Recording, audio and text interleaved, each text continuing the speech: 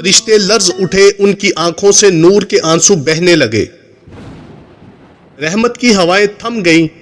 یہ وہ لمحہ تھا جب فرشتے روئے اور انسان نے سجدے کا حق پایا۔ بسم اللہ الرحمن الرحیم۔ السلام علیکم۔ جب رب کائنات نے ارادہ فرمایا کہ وہ زمین پر اپنا خلیفہ پیدا کرے گا، آسمانوں میں ایک نورانی سرگوشی گونج اٹھی۔ فرشتے حیران ہو گئے۔ وہ جانتے تھے کہ جس مخلوق کو اختیار دیا جائے گا وہ آزمائشوں میں پڑے گی، نافرمانی کرے گی اور خون بہائے گی۔ انہوں نے عرض کیا، اے رب، کیا تو ایسی مخلوق پیدا کرے گا جو زمین میں فساد کرے گی؟ حالانکہ ہم تیری تسبیح میں مصروف رہتے ہیں۔ اللہ تعالیٰ نے فرمایا، میں وہ جانتا ہوں جو تم نہیں جانتے۔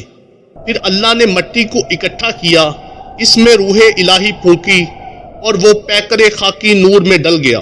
فرشتے یہ منظر دیکھ کر لرز اٹھے۔